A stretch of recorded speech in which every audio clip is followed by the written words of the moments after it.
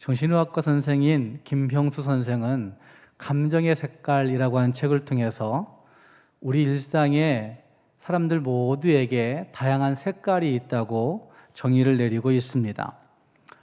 이것은 사실 우리가 잘 생각해 보면 하루에도 우리는 우리 마음의 색깔이, 우리 감정의 색깔이 수시로 바뀌는 것들을 경험하며 살아갑니다. 우리가 처하는 상황과 우리가 있는 모든 상황의 맥락들과 또 그것을 맞이하는 그 시기와 배경에 따라서 또 내가 가지고 있는 자원에 따라서 또 내가 가지고 있는 신체적인 그 상태에 따라서 우리는 참 많은 색깔들을 경험하며 이 땅을 살고 있다는 말입니다. 그러면서 김병수 선생은 이런 얘기합니다. 다양한 상황 속에서 처할 때 발견되는 내 마음의 색깔들을 인지할 수 있고, 그리고 그 인지하게 될 때 그 삶을, 그 색깔을 바꾸어 나감으로 말미암아 더욱 아름다운 삶으로 바뀔 수 있다라고 하는 사실을 정신의학과 선생답게 이야기하고 있는 것을 볼 수가 있습니다. 인생들은 정말 다양한 색깔로 자기 자신을 포장하며 또 나타내며 살아갑니다. 보호색을 띠는 그 어떤 동물들보다도 더 능수능란하게 자기의 색깔을 변화시키며 바꾸며 살아가는 일들이 많이 있다는 말입니다. 그리스도인들은 어떤 모습을 가지고 살아가야 된다고 여러분은 생각하십니까? 함께 읽은 말씀은 예수님께서 예수의 사람 된 우리 모두에게 맞는 맛깔과 빛깔이 있다고 한 사실로 말씀하고 있는 것으로 보여집니다. 예수 그리스도의 사람들 된 우리 모두가 진짜 가져야 하는 맛은 무엇이라고 생각합니까? 진짜 예수 그리스도의 사람으로 세워진 우리가 진짜 비춰내야만 하는, 정말 빛으로 가지고 있어야 되는 빛깔은 무엇이라고 여러분은 생각하십니까? 예수님은 오늘의 말씀에 우리가 잘 알고 있는 대로 너희는 세상의 소금이라고 이야기합니다. 너희는 세상의 소금이 될 것이다 라거나 세상의 빛이 될 것이다 라거나 아니면 세상의 소금이 되어라, 세상의 빛이 되어라 말씀하시는 것이 아니라, 아니 너희는 소금이 될 수도 있어, 빛이 될 수도 있어 라고 말씀하시는 것이 아니라 너희는 세상의 소금이다, 너희는 세상의 빛이다, 이렇게 말씀하고 있습니다. 이건 예수님의 분명한 선포인 것을 볼 수가 있습니다.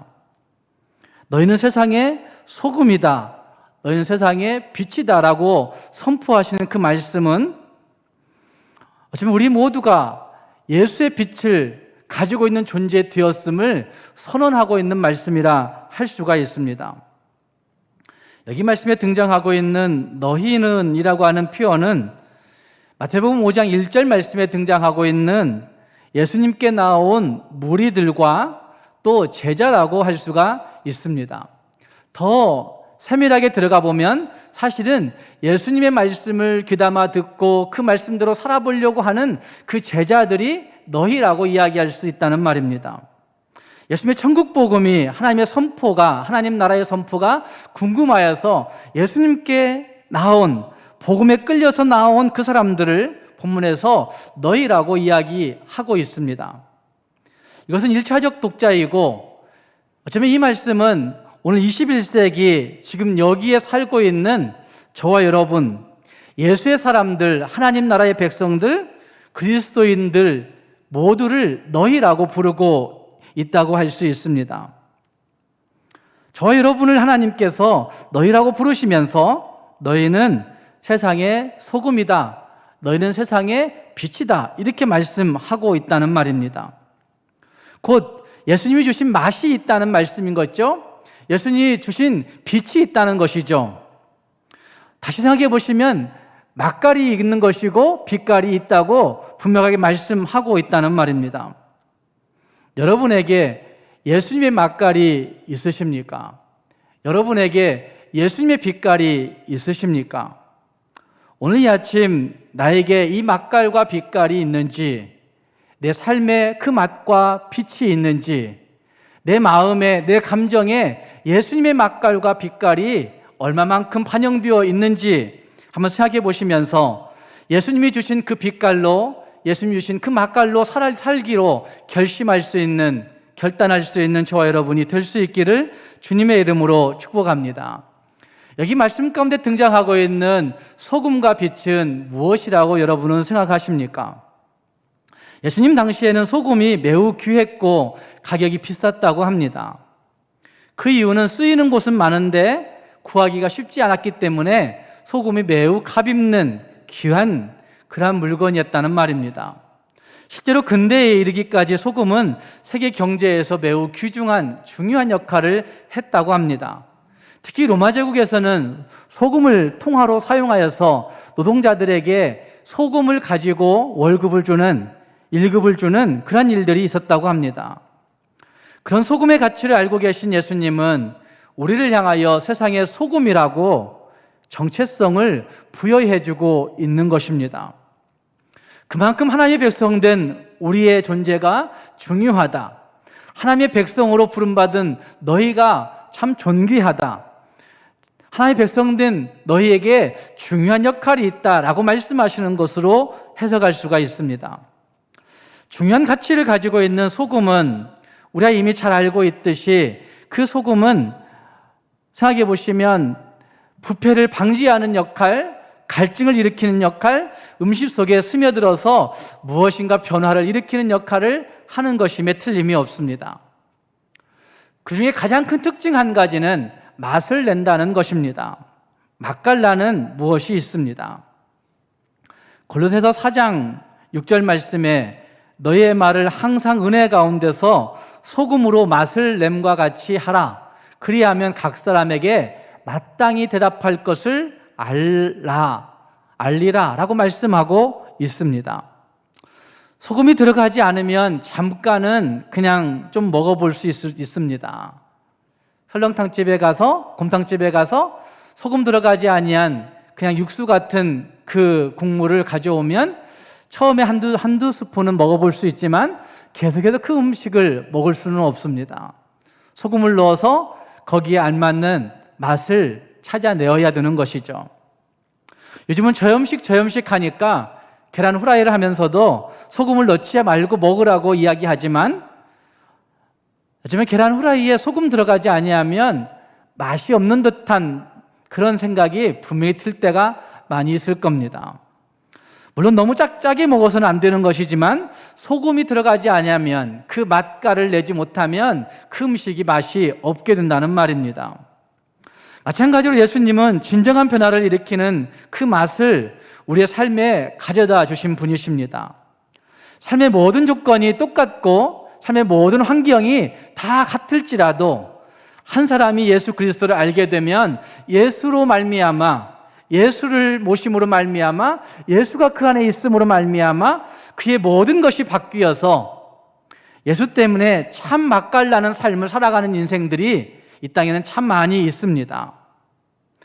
예수 때문에 맛깔나는 그 삶을 통해서 다른 사람들에게 예수를 나타낼 수 있게 되고 예수로 말미암아 나타내는 그 맛깔을 통하여서 다른 사람에게 참 존귀한 모습으로 존경받는 이들도 이 땅에 많이 있다는 말입니다. 우리 안에 계신 그리스도 때문에 우리가 하는 모든 일은 예수님의 맛깔이 있어야 되는 것입니다. 가정주부에게서도 어쩌면 전업주부에게서도 예수의 맛깔이 있어야 되는 것이고 일반 직장생활하는 셀러리맨에게도 예수의 맛깔이 예수로 말미암아 있어야 되는 것이고 건축하는 사람들에게, 글을 쓰는 작가들에게, 치료해주는 의사들에게, 선생님들에게, 장사하는 사업가들에게, 학생들에게, 모든 사람들에게 예수로 인한 맛깔이 드러나야 된다는 사실을 오늘 우리의 말씀은 말하고 있는 것입니다. 어쩌면 연로하여 은퇴하는 성도들에게도 그들의 살아가는 모든 방식을 통해서 가장 열심히 살고 가장 온유하게 살고 가장 관대하게 살고 사랑하며 살고 성실하게 살고 겸손하게 살고 치밀하게 행하는 그 모든 일들을 통하여서 예수의 맛깔이 나타날 수 있는 삶이 필요하다는 말입니다. 어떤 경우 이런 일들이 있습니다. 가끔 식당에 가보면 어떤 사람들은 주위에는 아랑곳하지 아니하고 자기들은 함께 기도하겠다고 큰 소리로 기도하는 사람들이 있습니다. 그리고 나서 그들은 여전히 교회 이야기를 합니다. 교회와 관련된 이야기들 그렇게 많이 하는 것들을 봅니다. 그런데 그들이 종업원을 대하는 태도나 종업원들에게 말하는 말투나 식사하는 모양이나 함께 대화하는 그 모습들, 내용들이 진짜 예수님의 맛깔을 내지 못하는 그런 이들이 참 많이 있는 것을 가끔 보게 됩니다. 교회에 나와 기도는 하고 교회에 나와 헌신은 하고 예배는 하는데 가정에서 남편과 아내를 대하는 태도나 자녀들을 대하는 태도가 예수의 맛깔을 내지 못한다고 한다면, 그들의 마음과 생각이, 그들의 말과 행동들이 예수의 맛깔을 내지 못하고 있다고 한다면 참 문제가 된다는 말입니다. 그리스도인들의 일상 표정만 보아도 예수님의 멋있음이 있어야 된다고 저는 생각합니다. 기도만 티내며 하는 것이 아니라 어쩌면 알바생들을 대하는 그 태도에서도 예수의 맛깔을 나타낼 수 있는 그런 모습이 우리에게 있게 될 때 그 예수로 말미암아 맛을 낼 수 있는, 진짜 예수로 말미암아 맛을 낼 수 있는 진짜 그리스도인들이 되어지는 것이죠. 소금의 특징 가운데 또 한 가지는 갈증을 일으키는 모습이 거기에 있습니다. 감자칩을 먹어본 사람들은 감자칩이 가끔은 생각날 때가 많이 있습니다. 과자를 좋아하는 사람들은 가끔이 아니라 거의 매일 감자칩을 먹는 사람들도 있다고 합니다. 왜 그러죠? 그 감자칩에는 감자에 튀긴 그 부분에 적당하게 소금기가 입혀져 있습니다. 감자의 맛보다는 적당하게 입혀진 소금기 때문에 자꾸만 생각나는, 손이 가는 그런 일들이 벌어지게 되는 것이죠. 술집에서 안주를 무한 리필 해주겠다라고 얘기하는 이유들도 그 마른 안주를 통하여서 그 소금기가 주는 자꾸 끌리는 갈증들 때문에 결국 술을 많이 먹게 되기 때문에 안주를 무한 리필 해주게 된다고 그렇게 이야기하는 것을 들어보게 됩니다. 우리가 세상 속에 그런 존재가 되어야 된다는 사실로 너희는 세상의 소금이라고 말씀하고 있습니다. 사람들에게 예수님의 갈증을 일으켜야 된다는 것입니다. 예수님이 주신 은혜의 갈증을 일으켜야 되는 것이고, 예수님이 보여주신 구원의 갈증을 일으킬 수 있는 존재가 되어야 되는 것이고, 예수님이 보여주신 선한 인격에, 예수님이 보여주신 선한 성품의 갈증을 일으켜줄 수 있는 그런 존재, 바로 그것이 세상의 소금이라고 말씀하고 있는 것이죠. 요한복음 7장 37절과 38절 말씀에서 예수님은 초막절 의식을 행하는 그 유대인들에게, 그 사람들에게 이렇게 말씀하십니다. 누구든지 목마르거든 내게로 와서 마시라. 나를 믿는 자는 성경의 이름과 같이 그 배에서 생수의 강이 흘러나오리라 하시니 라고 말씀하고 있습니다. 목마르거든 내게로 와서 마시라. 그 예수 그리스도를 마시면 그 배에서 생수의 강이 흘러 넘쳐 나온다고 말씀하고 있는 것이죠. 예수님은 종교적 의식 가운데 있던, 초막절 의식 가운데 있던 그 유대인들에게 그 의식의 물과 오직 예수만이 줄 수 있는 그 물에 대해서 설명하고 있는 것이죠. 종교적 의식이 가져다 주고 있는 물들은 너희들에게 가끔 자주 목마름을 가져오겠지만 예수로 말미암아 먹은 그 물은 계속해서 흘러 넘치게 되는 물이 된다고 말씀하시고 있는 것을 볼 수가 있습니다. 우리 이 세상의 것들을 마시지 않고도 예수님으로 인해서 만족해하는 모습을 가진 사람들이 있는 것을 볼 수 있습니다. 그것을 볼 때마다 우리는 저 사람은 왜 예수 때문에 저렇게 살 수 있을까? 무엇 때문에 예수로 저런 모습을 나타낼 수 있을까 하는 궁금증을 갖게 될 때가 있습니다. 바로 예수로 말미암아 갈증을 일으키는 존재가 되어 있는 것이죠. 사랑하는 여러분, 우리는 진짜 소금의 맛을 내고 있는 존재들입니까? 예수님 우리를 그렇게 분명히 인정해 주시고 계시는데 나는 진짜 예수님이 말씀하시는 소금인가 하는 질문을 해봐야 된다는 말입니다. 또 예수님은 우리에게 너희는 세상의 빛이라고 말씀하십니다. 빛은 어둠을 밝히는 것입니다. 이것을 좀 더 생각해 보면 빛은 어둠을 파괴하는 겁니다. 어둠을 물리치는 것입니다. 우리 이 공간에도 빛이 참 많이 있습니다. 근데 저녁에 늦게 캄캄할 때 이곳에 들어와 보면 여기에는 아무 빛이 없는 것 같지만 이곳은 환합니다. 왜냐하면 우리가 불났을 때 우리를 유도해주는 유도등들이 굉장히 밝게 비치는 것을 볼 수 있습니다. 지금은 이 위의 조명 때문에 이것이 크게 밝게 느껴지지 않지만 저녁에 늦게 와보면 캄캄한 가운데서 저 소방 유도등은 정말 밝게 보이고 있는 것을 볼 수가 있습니다. 어떤 빛이든지 하찮은 것 같은 빛이라 할지라도 어둠을 파괴하고 어둠을 물리치는 일들은 분명하다는 말입니다. 빛은 어둠이라 할 수 있는 악을 분명하게 분별해내고 그 악을 간파해내고 그 악을 물리치는 존재가 빛입니다. 이것을 사람의 행위 가운데 비유하면 사람의 행위가 조명되는 것도 빛이 있음을 통해서 가능한 것입니다. 요한복음 3장 19절 말씀, 20절 말씀에 이렇게 말씀하시고 있습니다. 그 정죄는 이것이니 곧 빛이 세상에 왔으되 사람들이 자기 행위가 악함으로 빛보다 어두움을 더 사랑한 것이니라 라고 말씀하고 있습니다. 빛이 왔는데 사람들이 빛을 싫어하고 어둠을 더 사랑하는 이유는 자기들의 행위가 조명되기 때문에 그런 것이죠.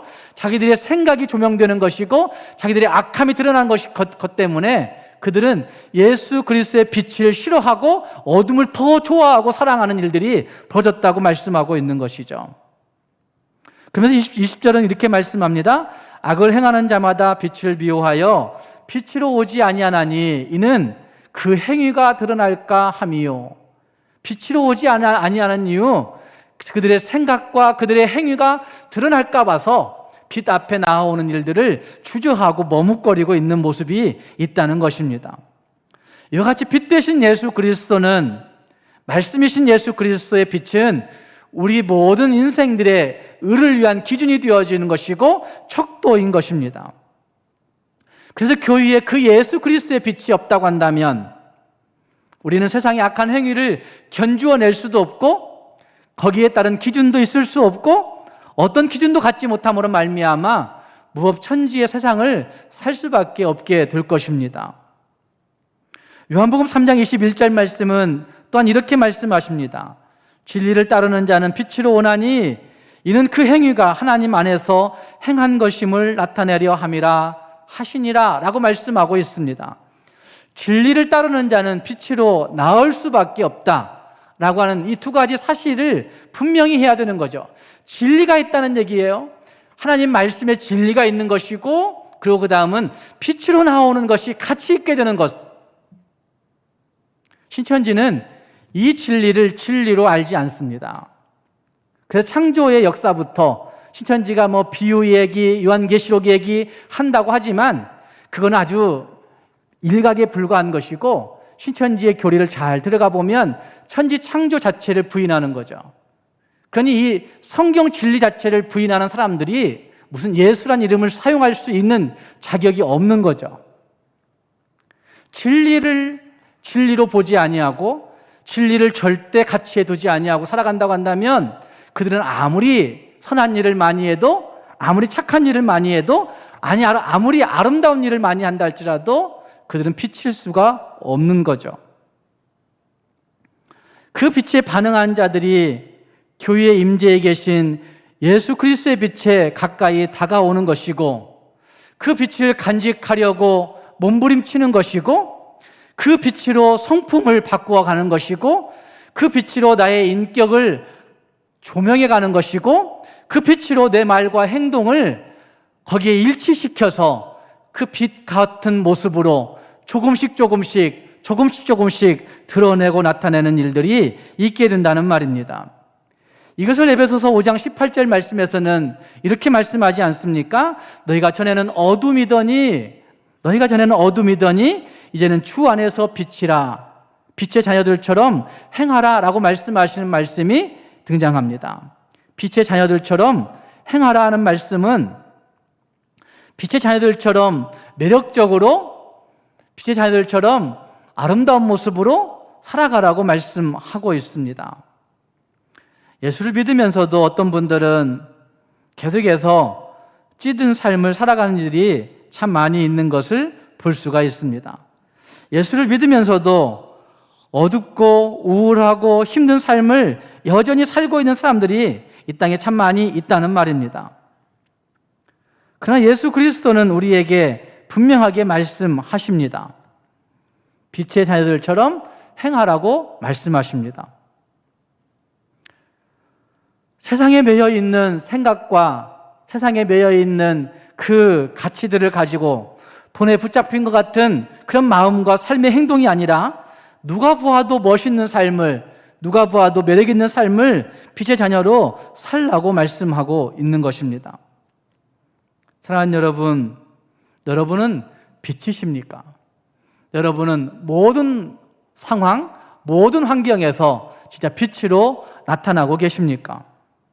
하나님의 백성들이 세상에서 소금과 빛으로 확정되어 있다는 사실들을 성경은 우리에게 말씀하고 있습니다. 나는 어떤 때는 어둠이에요. 난 어떤 때는 정말 살기 힘든 때가 있어요. 그런다 할지라도 성경은 여전히 우리에게 너희는 빛이다, 너희는 소금이다, 이렇게 말씀하고 있다는 말입니다. 그 안에 빛이 있기 때문에 빛을 낼 수 있고 그 안에 맛이 있기 때문에 맛을 낼 수 있다고 말씀하고 있는 것이죠. 그 안에 어떤 빛이 있어야 되는가, 어떤 소금이 있어야 되는가 라고 한 사실을 물어본다고 한다면 그것은 우리가 함께 살펴보았던 마태복음 5장 3절 말씀부터 12절 말씀에 등장하고 있는 팔복의 내용들이라고도 할 수가 있습니다. 팔복에 말씀하는 것들을 경험한 사람들은 정말 빛을 나타낼 수가 있을 것입니다. 맛을 낼 수도 있을 것입니다. 빛도 없고 맛도 없는 세상 가운데, 밋밋한 세상 가운데 그 심령의 가난함을 통해서, 그 심령의 애통함을 통해서, 그 심령의 온유함을 통해서, 그 심령의 의를 추구함을 통해서, 의를 갈망함을 통해서, 그 심령의 화평케 함을 통하여서, 그 심령의 의를 위해 핍박받는 일들을 통하여서 빛이 되고 맛을 내고 하는 일들을 살아낼 수가 있다는 말입니다. 교회를 다녀도 우리는 종종 그런 부담감을 가질 때가 있습니다. 나는 왜 빛도 아닌데 자꾸 빛이라고 얘기하나? 나는 맛도 낼 수 없는데 왜 맛을 내라고 자꾸 강요하나? 처음엔 부담감이 생기다가 조금 지나면 내가 너무 못한다는 일들 때문에 죄책감을 느낄 때도 있는 것을 볼 수 있습니다. 그리고 그 다음은 도덕적인 선만 행하려고 열심히 애를 쓰는 이들이 교회 안에는 참 많이 있습니다. 그러나 하나님 나라에서, 성경에서 빛과 소금이라고 말씀하는 것은 단순히 도덕적인 어떤 선만을 행하는 그런 모습을 이야기하고 있는 것은 아닙니다. 너희는 빛이다, 너희는 소금이다 라고 말씀하고 있는 그것은 이미 우리 안에 그 빛이 있다고 말씀하시고 있는 것이죠. 우리 안에 이미 그 소금이 있다고 말씀하시는 것이라 할 수 있습니다. 우리 안에 거하신 그 예수님 때문에, 우리 예수 그리스도를 믿음으로 고백하는 그 순간에 이미 내 안에 들어와 계신 그 예수님이 너희의 빛이시고 너희의 소금이시고, 그러므로 너희는 그 예수님과 함께 빛이라고 그렇게 말씀하고 있는 것입니다. 사랑하는 여러분, 여러분 안에 이 빛이 있으십니까? 여러분 안에 이 소금이 있으십니까? 있다고 한다면 내 안에 있는 그 빛을 설명해 주실 수가 있으십니까? 내 안에 있는 그 소금을 설명해 주실 수가 있으십니까? 우리 모두가 너희는 세상의 소금이다, 너희는 세상의 빛이다 말씀하시는 그 예수 그리스도의 말씀을 확신하면서 절대 가치로 인정하면서, 그래 이제는 내가 내 안에 소금이 있구나, 내 안에 빛이 있구나 라고 한 사실들을 확신하고서 내 안에 있는 그 빛깔을, 내 안에 있는 그 맛깔을 찾아 나타낼 수 있는 우리 모두가 될 수 있기를 주님의 이름으로 축복합니다. 두 번째 생각할 수 있는 것은 우리에게 이렇게 말씀하십니다. 너희는 세상의 소금이요 세상의 빛이다 라고 말씀하십니다. 소금, 빛, 그것을 말씀하고 있음과 동시에 그 앞에 세상 속의 소금, 세상 속의 빛이라고 말씀하고 있습니다. 이 말씀은 우리가 세상을 떠나서 살고 있는 것이 아니고 세상 속에 살고 있다는 사실을 분명히 해주고 있는 말씀입니다. 뿐만 아니라 그렇게 말씀하지 않습니까? 산 위의 동네가 숨겨지지 못한다 라고 하는 말씀이나 등경 위에 등불을 두게 되는 것이다 라고 말씀하시는 그 말씀들은 결국 예수 그리스도를 믿고 있는 그리스도인들의 사명이 무엇인지를 말씀하고 있는 것이고, 예수 그리스도를 믿고 있는 그리스도인들이 어디에 있어야 되는지, 어떤 때 어떤 장소에서 어떻게 나타나야 되는지를 말씀하고 있는 말씀이 산 위에 있는 동네가 숨겨지지 못한다, 등경 위에 있는 등불이라고 하는 표현들을 통해서 말씀하고 있는 것이죠. 예수님은 우리에게 세상을 떠나라 말씀하신 적이 없습니다. 그럼에도 불구하고 교회는 가끔 오랫동안 세상 등지고 주님 따르기로 했다고 고백하게 만든 일들이 참 많이 있었습니다.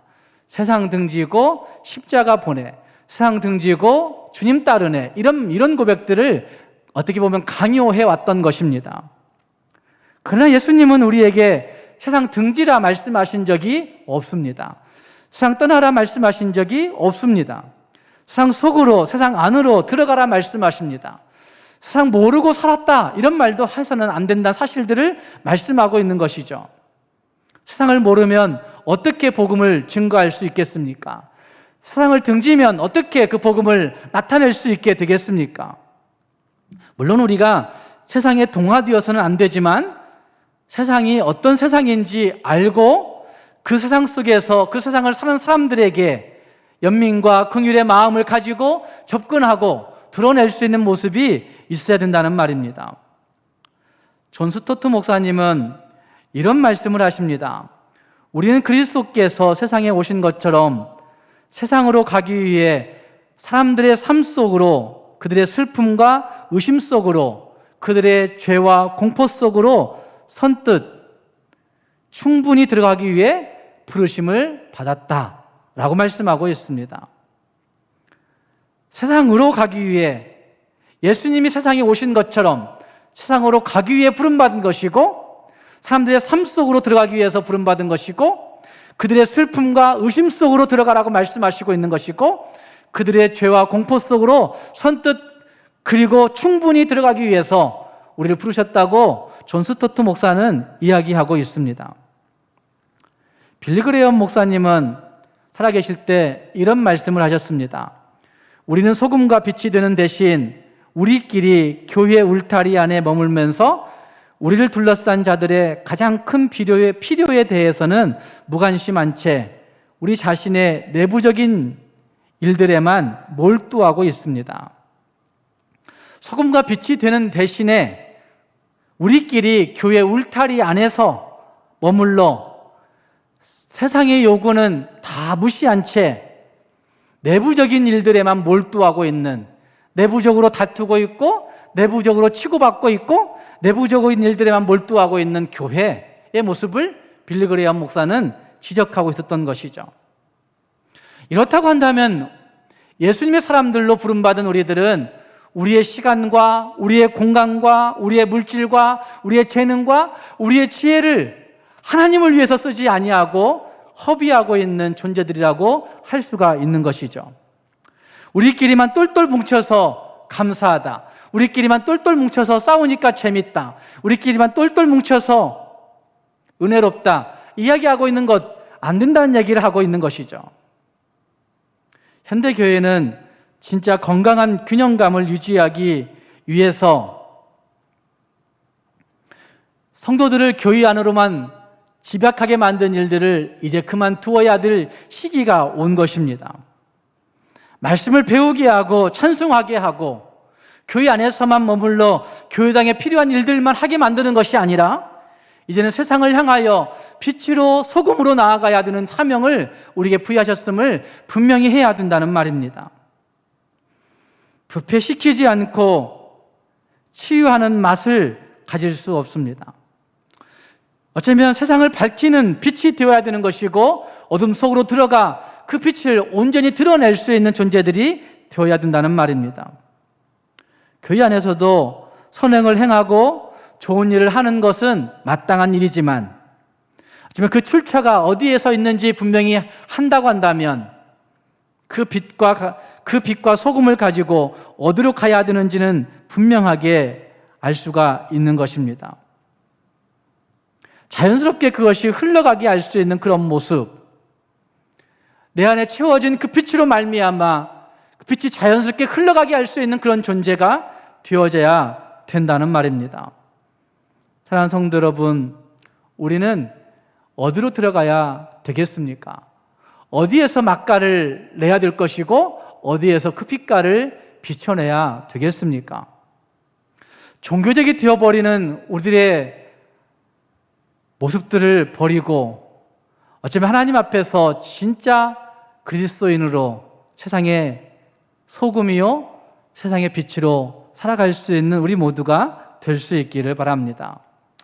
소금이 맛을 잃으면 이라는 말씀은 맛을 가진 사람이 되라, 소금 맛이 되라 하는 말씀일 것입니다. 근데 왜 그렇게 해야 되느냐를 묻는다고 한다면 그 다음 말씀 가운데 이런 말씀을 하십니다. 너희의 착한 행실을 보고라고 말씀하시는 말씀이 등장합니다.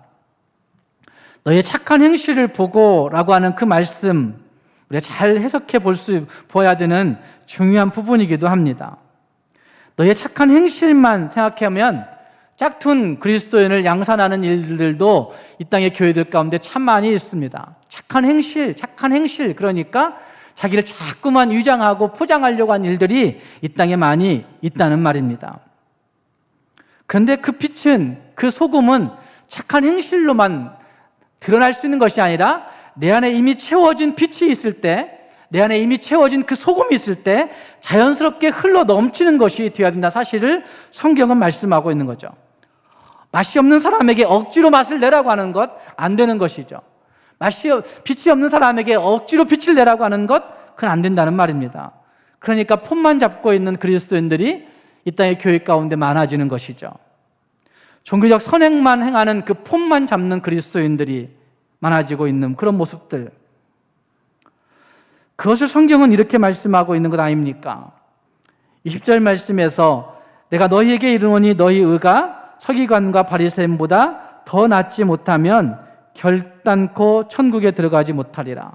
너희의 의가 서기관과 바리새인들의 의보다 더 낫지 아니하면 결단코 천국에 들어가지 못한다 라고 하는 말씀, 그들이 행하고 있는 종교적인 선행이나 종교적인 의나 종교적인 의식, 내면에 관심 갖지 아니하는 그런 모습들은 안 된다는 사실을 분명하게 말씀하고 있는 것입니다. 사랑하는 여러분, 소금이 맛을 잃으면이라고 하는 표현은 오늘 우리가 늘 생각해 볼 수 있어야 되는 매우 중요한 문제라고 할 수가 있습니다. 하나님 앞에 그 맛을 잃어버리면 결국은 밖에 버리워 밟히게 된다는 말씀, 오늘 한국교회가 그러고 있는 모습들은 한국교회가 맛을 잃어버렸기 때문이라고 할 수가 있는 거죠. 세상의 교회를 몰라준다가 아니라 우리가 맛을 잃었기 때문에 세상이 우리를 밟고 있는 모습일 수가 있다는 말입니다. 우리 안에 이 빛이 있는지 이 아침 생각해 볼 수 있기를 바랍니다. 우리 안에 그 소금이 있는지 한번 생각해 볼 수 있기를 바랍니다. 그 맛과 그 빛을 느낄 수 있어야 되는 것이고 그 맛과 빛이 우리 안에 있어야 되는 것입니다. 다른 사람 다 몰라도 자기 스스로는 아는 것 아닙니까? 나는 예수의 빛이 있는가? 난 예수의 소금이 있는가? 다른 사람 몰라도 자기 자신은 안다는 말입니다. 우리 모두가 다시 한번 우리 자신들을 냉철하게 물어보면서 내 마음의 맛깔, 내 감정의 맛깔, 내 삶의 맛깔, 내 감정의 빛깔, 내 삶의 빛깔은 무엇인지를 분명히 하면서 예수님의 맛깔을, 예수님의 빛깔을 낼 수 있는 저와 여러분이 될 수 있기를 주님의 이름으로 축복합니다. 기도하겠습니다.